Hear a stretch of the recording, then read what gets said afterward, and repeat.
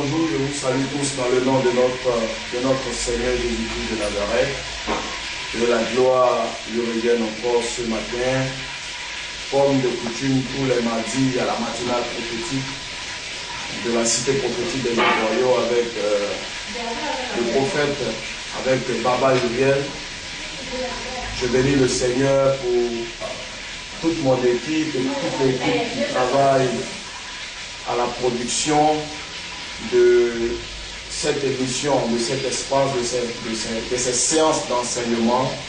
Ce matin, l'enseignement que je vais donner est un enseignement qui a bouleversé ma vie et qui m'a donné de comprendre que, au travers des épreuves, il y a toujours une bénédiction. J'ai compris un jour dans la parole de Dieu que quand Samson marchait aux vignes de Timna, il était avec son père et sa mère. Quand un jeune lion a surgi, quand il était avec son père et sa mère, la question que je me suis posée, je me suis demandé pourquoi le lion n'a pas bondi sur les trois, ou bien pourquoi il n'a pas bondi sur le père, pourquoi il n'a pas bondi sur la mère. Mais la réponse que Dieu m'a donnée, c'est que le père et la mère n'avaient pas sur leur vie la même parole qui était sur la vie de Samson. Quand il y a une parole sur ta vie, il bondit sur toi un lion. Mais apparemment, c'est un lion. Mais au travers de ce lion-là, il y a toujours un miel. Mais la Bible dit que quand Samson a fini de tuer le lion, 3 jours après, quand il est repassé à l'endroit où le cadavre du lion était, il a trouvé du miel dans le lion. Et le miel qu'il a trouvé dans le lion-là, il a apporté ça à son père et à sa mère. Pourtant, quand le lion a bondi sur lui, son père et sa mère ont fui. Ils l'ont abandonné. Ça veut dire que souvent, il y a des situations dans lesquelles Dieu te met, certains membres de ta famille t'abandonnent, certains amis te rejettent, certains amis tiennent des propos qui ne te font pas plaisir. Mais Dieu permet qu'au travers de ces épreuves que tu traverses là, un miel saute. Et les mêmes personnes qui t'ont rejeté, qui t'ont injurié, qui t'ont insulté, c'est les mêmes personnes là qui vont profiter de ce miel là au nom de Jésus. C'était juste la salutation. Mais l'exhortation que je vais vous donner aujourd'hui se trouve en Exode chapitre 1, comme la semaine dernière, au verset 8, comme la semaine dernière. Ça veut dire que dans un même passage biblique, il peut y avoir plusieurs révélations. La semaine dernière, dans le même passage biblique, je vous ai donné l'enseignement sur la longueur d'avance. Mais aujourd'hui, je vais vous donner un autre enseignement. Exode chapitre 1, verset 8. Il est écrit ici, il se leva sur l'Égypte un nouveau roi, qui n'avait point connu Joseph. Il dit à son peuple, voilà, les enfants d'Israël forment un peuple plus nombreux et plus puissant que nous. Alors montrons-nous habiles à son égard, empêchons qu'il ne s'accroisse et que s'il survient une guerre, il ne se joigne à nos ennemis pour nous combattre et sortir ensuite du pays. Et l'on établit sur lui des chefs de corvée, afin de l'accabler de travaux pénibles. C'est ainsi qu'il bâtit les villes de Pithom et de Ramsès, pour servir de magasin à Pharaon. Mais plus on l'accablait, plus il multipliait et s'accroissait. Et l'on prit en aversion les enfants d'Israël. Ce qui m'intéresse dans cette portion des Écritures, c'est qu'on dit, il se leva sur l'Égypte un nouveau roi qui n'avait point connu Joseph. Ce passage m'amène à me poser une question. Est-ce que la Bible avait besoin d'ajouter qu'il se leva un nouveau roi qui ne connaissait pas Joseph? Est-ce que la Bible a besoin d'ajouter que le roi n'a pas connu Joseph? Mais quand j'ai lu un peu plus loin, je comprends pourquoi la Bible a ajouté qu'il n'a pas connu Joseph. C'est qu'un peu plus loin, la Bible dit que le nouveau roi qui n'a pas connu Joseph s'est mis à accabler les enfants d'Israël, s'est mis à persécuter les enfants d'Israël, s'est mis à leur créer beaucoup de problèmes, s'est mis à leur mettre des bâtons dans les roues. Mais quand je regarde ça, je comprends pourquoi la Bible ajoute que le nouveau roi n'a pas connu Joseph.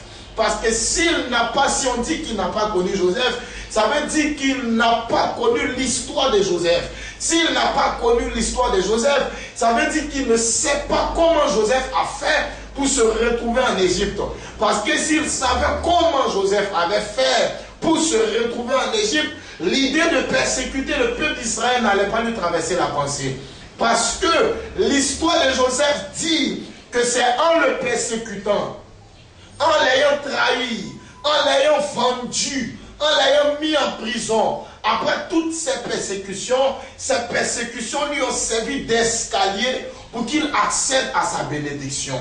Et comme le peuple d'Israël est de la même nature que Joseph, le nouveau pharaon devait savoir que ce genre de personnes dans ce peuple-là, c'est le genre de personnes, quand ils sont tranquilles, ils ne prospèrent pas. Quand on les laisse en paix, ils n'avancent pas. Quand on ne les touche pas, ils n'avancent pas. C'est quand on les touche, quand on les persécute, quand on leur met des bâtons dans les roues, c'est là qu'ils prospèrent. Mais regardez ce que la Bible dit un peu plus loin. La Bible dit, plus on les accablait, plus ils multipliaient davantage. Ça veut dire que quand tu es tranquille, quand le diable ne t'attaque pas, tu ne peux pas entrer dans ta destinée. Le nouveau pharaon ne savait pas que c'est quand les frères de Joseph l'ont vendu, c'est quand la femme de Potiphar l'a accusé, c'est quand les gens lui ont mis des bâtons dans les roues, quand on l'a accusé injustement, quand on l'a jeté dans le puits, c'est à ce moment-là que Dieu l'a introduit dans sa destinée. Si le nouveau pharaon savait ça, il aurait laissé le peuple en paix. Il dit un nouveau pharaon qui ne connaissait pas Joseph. C'est un peu plus on le tape, plus il devient puissant. Plus on lui crée des problèmes, plus il devient grand. Et le nouveau pharaon n'avait pas compris. Il dit, créons-leur des problèmes, donnons-leur des travaux. Mais plus on leur donnait des travaux, la Bible dit le peuple multipliait et devenait de plus en plus puissant. La seule race sur la terre des hommes qui, quand ils n'ont pas de persécution, ils ne peuvent pas avancer, c'est les enfants de Dieu. Laisse-moi te dire une chose, bien-aimé. Tant que les sorciers de ta famille ne se sont pas levés contre toi, tant qu'ils ne t'ont pas persécuté, tu ne peux pas multiplier, tu ne peux pas devenir puissant. Plus on accablait le peuple de Dieu, il devenait puissant. Plus on t'accable, Dieu abrège le temps de ta souffrance. Plus on t'accable, Dieu abrège le temps de ton épreuve. Plus on te persécute, plus les sorciers t'attaquent, Dieu abrège le temps de tes épreuves et de tes souffrances. Parce que Dieu précipite sa main pour te venir en aide. La Bible dit qu'il fallait que David attendait de mourir avant que Salomon prenne sa place. Mais quand Adonijah s'est levé pour s'auto-proclamer roi, David a abrégé le temps. La Bible dit qu'il n'était pas encore mort, mais il a mis Salomon roi à sa place. Ça veut dire que tant que les gens ne se sont pas levés contre ta place, contre ton poste, contre ta vie, Dieu ne peut pas venir à ton aide. La seule race que Dieu attend qu'on les persécute pour les bénir, c'est la race des enfants de Dieu. Si on te persécute aujourd'hui, bien-aimé, si on te persécute, si les gens de ta famille se lèvent contre toi, s'ils ont signé des décrets contre toi, laisse-moi te dire une chose, c'est parce qu'ils sont comme le pharaon qui ne connaissait pas Joseph. C'est parce qu'ils sont comme le pharaon qui ne connaissait pas l'histoire de Joseph. Ils ne savaient pas qu'avant que Joseph n'arrive là où il est, ils l'ont jeté dans un puits. Ils l'ont dépouillé de sa tunique.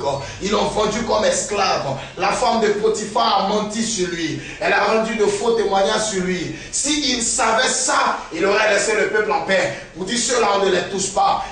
Plus on les touche, ils avancent. Plus on les tape, ils vont de l'avant. Les seules personnes qu'on persécute et que les persécutions deviennent des escaliers pour eux pour accéder à la hauteur, c'est les enfants de Dieu.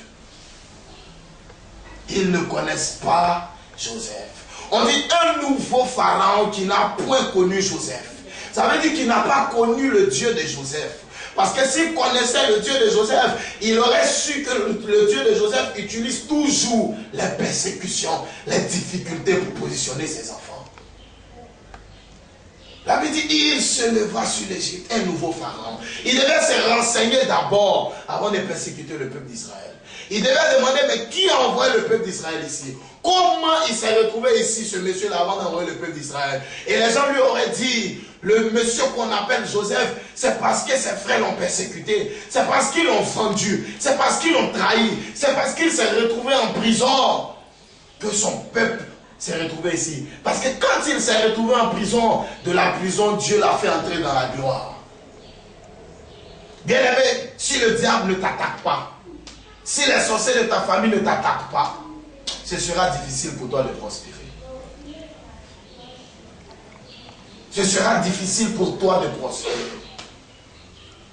Si les hommes ne t'attaquent pas, si tu ne rencontres pas de difficultés, ce sera difficile pour toi de prospérer.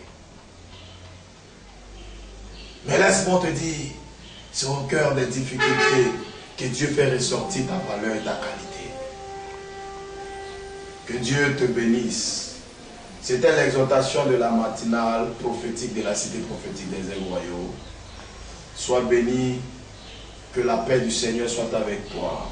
Je prie que ce message qui est une source de vie s'attache à ta vie, à ta destinée. Considère que si on te tape, c'est pour que tu avances. La Bible dit que quand ils ont saisi Samson, on lui a demandé de tourner la mule. Si tu tournes la mule, ça va forger tes muscles et tu deviendras 2 fois plus fort qu'avant. C'est pourquoi quand Samson tournait la mule, ses muscles devenaient de plus en plus costauds. Avant, il avait la force, mais peut-être qu'il n'avait pas de muscles. Mais quand il a commencé à tourner la mule, ses muscles ont commencé à sortir. Ses muscles ont commencé à prendre de l'ampleur. La mule, c'est les épreuves, c'est les difficultés. Que Dieu bénisse ta journée et que Dieu te bénisse abondamment. Shalom à toi. Amen. Amen.